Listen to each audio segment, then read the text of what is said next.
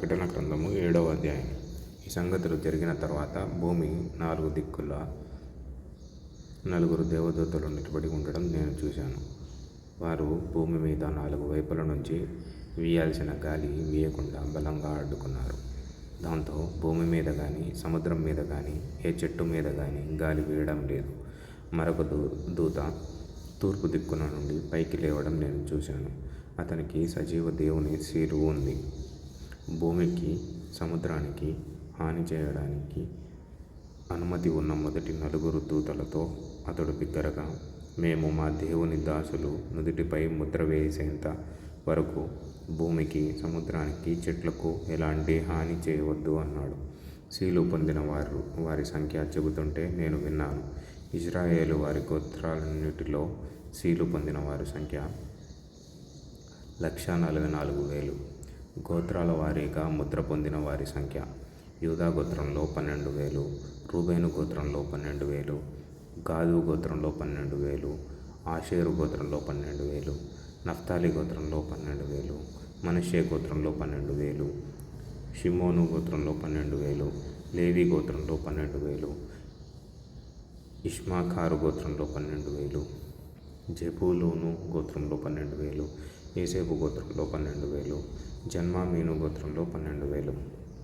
ఆ తరువాత సింహాసనం ఎదుట గొర్రెపిల్ల ఎదుట ఒక మహాజన సమూహం నిలబడి ఉండడం నేను చూశాను. వారిని లెక్కబెట్టడం ఎవరికీ సాధ్యం కాదు. వారిలో ప్రతి జాతి నుండి, ప్రతి వంశం నుండి, ప్రతి గోత్రం నుండి, భూమి మీద ఉన్న అన్ని భాషల్లో మాట్లాడే వారి నుండి ప్రజలు ఉన్నారు.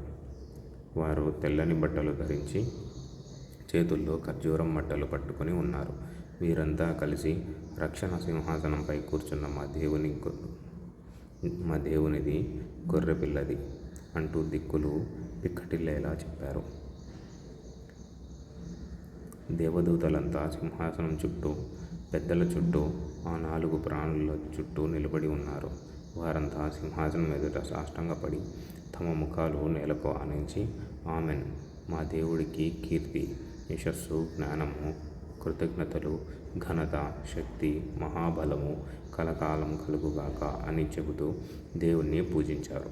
అప్పుడు ఆ పెద్దల్లో ఒకతను, తెల్లటి వస్త్రాలు వేసుకున్న వీళ్ళెవరు, ఎక్కడి నుండి వచ్చారు అని నన్ను అడిగాడు. అందుకు నేను, అయ్యా, నీకే తెలుసు అని జవాబిచ్చాను. అప్పుడు అతడు నాతో ఇలా చెప్పాడు, వీరంతా మహాబాధల్లో నుండి వచ్చిన వారే. వీళ్ళు గొర్రెపిల్ల రక్తంలో తమ బట్టలు ఉతుక్కున్నారు, వాటిని తెల్లగా చేసుకున్నారు. అందుకే వారు దేవుని సింహాసనం ఎదుట ఉండి పగలు రాత్రి తేడా లేకుండా ఆయన ఆలయంలో ఆయనకు సేవలు చేస్తూ ఉన్నారు. సింహాసనంపై కూర్చున్న ఆయన తన సన్నిధితో వారిని సంరక్షిస్తాడు. వారికి ఇక ముందు ఆకలి కానీ దాహం కానీ వేయదు. ఎండ కానీ తీవ్రమైన వేడిమి కానీ వారికి తగలదు. ఎందుకంటే సింహాసనం మధ్యలో కూర్చున్న గొర్రెపిల్ల వారికి కాపరిగా ఉంటాడు. జీవమిచ్చే నీటి ఊటల దగ్గరికి వారిని నడిపిస్తాడు. వారి కళ్ళల్లో నుండి కారే కన్నీటిని ఆయనే తుడిచివేస్తాడు.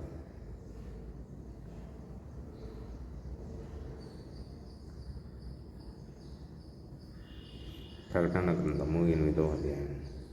ఆయన 7వ సీలు తెరిచినప్పుడు పరలోకంలో దాదాపు అరగంట సేపు నిశ్శబ్దం అలుముకుంది.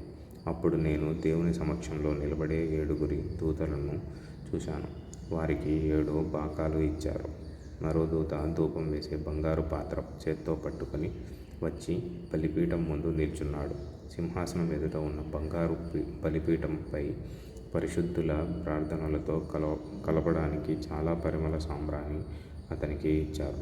అప్పుడు ఆ దూత చేతిలో నుండి పరిమళ వాసనలు, సాంబ్రాణి పొగ పరిశుద్ధుల ప్రార్థనలతో కలిసి పైకి లేచి దేవుని సమక్షంలోకి వెళ్ళాయి. ఆ దూత ధూపం వేసే పాత్రను తీసుకొని బలిపీఠంపై ఉన్న నిప్పు కణికలతో దాన్ని నింపి భూమి మీదకు విసిరివేశాడు. అప్పుడు గర్జన లాంటి శబ్దాలు, ఉరుములు, మెరుపులు, భూకంపము కలిగాయి. అప్పుడు 7 బాకాలు పట్టుకున్న ఆ 7 దూతలు వాటిని ఊదడానికి సిద్ధమయ్యారు. మొదటి దూత బాకా ఊదినప్పుడు రక్తంతో కలిసిన వడగళ్ళు, నిప్పు భూమి మీద కురిశాయి. దాని మూలంగా భూమి మీద 3వ భాగం, చెట్లల్లో 3వ భాగం తగలబడిపోయాయి. పచ్చగడ్డి అంతా తగలబడిపోయింది. రెండవ దూత బాకా ఊదినప్పుడు బగబగా మండుతూ ఉన్న ఒక పెద్ద కొండలాంటిది సముద్రంలో పడింది. దాని మూలంగా సముద్రంలో 3వ భాగం రక్తమైపోయింది. సముద్రంలోని ప్రాణుల్లో 3వ భాగం చచ్చిపోయాయి. ఓడల్లో 3వ భాగం నాశనమయ్యాయి. 3వ దూత బాకా ఊదినప్పుడు ఒక పెద్ద నక్షత్రం కాగడాలాగా మండిపోతూ ఆకాశం నుండి రాలిపోయింది. అది భూమి మీద ఉన్న నదుల్లో 3వ భాగం పైన, నీటి ఊటలపైన పడింది. ఆ నక్షత్రం పేరు చేదు. కాబట్టి నీళ్ళల్లో 3వ భాగం చేదైపోయింది. నీళ్లు చేదైపోవడం వల్ల దాని మూలంగా చాలామంది చచ్చిపోయారు.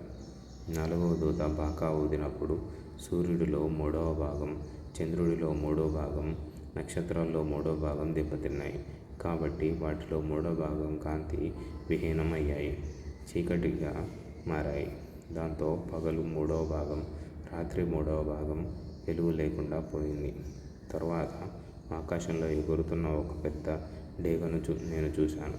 అది ఎగురుతూ ఇంకా బాకాలు ఊదబోతున్న మిగిలిన 3 దేవదూతలు బాకా శబ్దాలను బట్టి భూమిపై నివసించే వారికి అయ్యో, ఎంత యాతన, ఎంత యాతన, ఎంత యాతన అంటూ బిగ్గరగా అరుస్తుంటే విన్నాను. ప్రకటన గ్రంథము 9వ అధ్యాయం. ఇక 5వ దూత బాకా ఊదాడు. అప్పుడు ఆకాశం నుండి భూమిపై పడిన ఒక నక్షత్రాన్ని చూశాను. అడుగులేని అగాధం తాళం చెవులు ఆ నక్షత్రానికి ఇవ్వడం జరిగింది. అతడు లోతైన అంతులేని ఆ అగాధాన్ని తెరిచాడు. బ్రహ్మాండమైన కొలిమిలో నుండి లేచినట్టు దట్టమైన పొగ ఆ అగాధంలో నుండి లేచింది. ఆ పొగ వల్ల సూర్యగోళం నల్లబడి చీకటి కమ్మింది. గాలి కూడా నల్లబడింది. ఆ పొగల్లో నుండి మిడతలు దండు భూమి మీదకు వచ్చి పడింది. భూమిపైన ఉండే తేళ్లకు ఉన్న శక్తి లాంటి శక్తి వాటికి ఇవ్వడం జరిగింది. నుదుటి మీద దేవుని ముద్ర లేని మనుషులకే తప్ప భూమిపైన గడ్డికి కానీ, మొక్కలకు కానీ, చెట్లకు కానీ ఎలాంటి హాని చేయకూడదని వాటికి ఆజ్ఞ ఉంది. ఆ మిడతలకు 5 నెలల వరకు వేధించడానికి అధికారం ఇచ్చారు. కానీ చంపడానికి మాత్రం వాటికి అధికారం లేదు. వాటి వల్ల కలిగే నొప్పి తేలు కుట్టినప్పుడు కలిగే నొప్పిలాగా ఉంటుంది. ఆ రోజుల్లో మనుషులు చావు కోసం వెతుకుతారు, కానీ అది వారికి దొరకదు. చావాలని కోరుకుంటారు, కానీ మరణం వారి దగ్గర నుంచి పారిపోతుంది. ఆ మిడతలు చూడడానికి యుద్ధానికి సన్నద్ధమైన గుర్రాల్లా ఉన్నాయి. వాటి తలలపై బంగారు కిరీటాల్లాంటివి మెరుస్తూ ఉన్నాయి.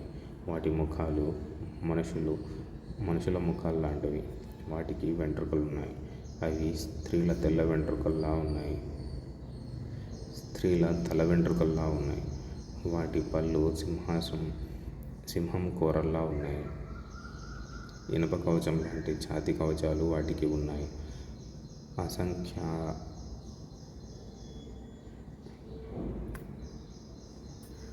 అసంఖ్యాకమైన గుర్రాలు, రథాలు యుద్ధానికి పరిగెడుతుంటే వినిపించే ధ్వనిలా వాటి రెక్కలు చప్పుడు వినిపిస్తుంది. ప్రతిదానికి తేళ్లకు ఉన్నట్టు తోక, కొండి ఉన్నాయి. తమ తోకలతో 5 నెలల వరకు మనుషులకు హాని చేయడానికి వాటికి అధికారం లేదు. వాటిపైన ఒక రాజు ఉన్నాడు. వాడు లోతైన అగాధ దూత. వాడి పేరు హీబ్రూ భాషలో అబద్దోను, గ్రీకు భాషలో అపోల్యోను, విధ్వంసకుడు అని ఈ పేరుకి అర్థం. మొదటి యాతన ముగిసింది.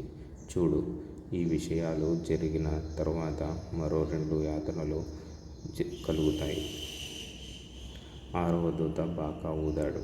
అప్పుడు దేవుని ముందు ఉన్న బంగారు బలిపీఠం కొమ్ముల నుండి ఒక స్వరం వినిపించింది.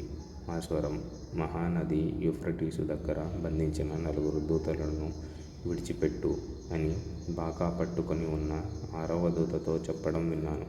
ఆ మనుషుల్లో 3వ భాగాన్ని చంపివేయడానికి ఆ గంట కోసం, ఆ రోజు కోసం, ఆ నెల కోసం, ఆ సంవత్సరం కోసం సిద్ధపరిచిన ఆ 4 దూతలను విడిచిపెట్టారు.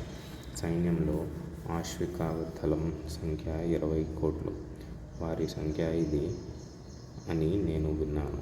నా దర్శనంలో ఆ గుర్రాలను గూర్చి, వాటిపైన ఉన్న సైనిక దళము గూర్చి నేనేం చూశానంటే, గుర్రాలు, సైనికులు ధరించిన కవచాలు నిప్పుల్లాంటి ఎరుపు, చిక్కటి నీలం, గంధకం లాంటి పసుపు రంగుల్లో ఉన్నాయి. గుర్రాల తలలు సింహాల తలల్లా ఉన్నాయి. అవి తమ నోళ్ళల్లో నుండి అగ్ని, పొగ, గంధకం వెలువెక్కుతున్నాయి. వాటి నోళ్ళల్లో నుండి బయటకు వస్తున్న అగ్ని, పొగ, గంధకం అనే 3 అనర్థాల వలన మనుషుల్లో 3వ వంతు జనాభా చనిపోయారు. ఆ గుర్రాల బలం వాటి నోళ్ళలోనూ, తోకల్లోనూ ఉంది. ఎందుకంటే ఆ తోకలు తలలో ఉన్న పాముల్లా ఉన్నాయి. అవి వాటితో మనుషులను గాయపరుస్తాయి. ఈ కీడుల చేత చావకుండా మిగిలిన మానవాళి పశ్చాత్తాపపడలేదు. వారు దయ్యాలను పూజించడం, తమ చేతులతో చేసిన చూడటానికి, వినడానికి, నడవడానికి శక్తి లేని బంగారంతో, వెండితో, కంచుతో, రాయితో, కర్రతో చేసిన విగ్రహాలను పూజించడం మానలేదు. అలాగే వారు స్వాగతిస్తున్న నరహత్యలను, మాయామంత్రాలను, వ్యభిచారాలను, దొంగతనాలను విడిచిపెట్టి పశ్చాత్తాపపడలేదు.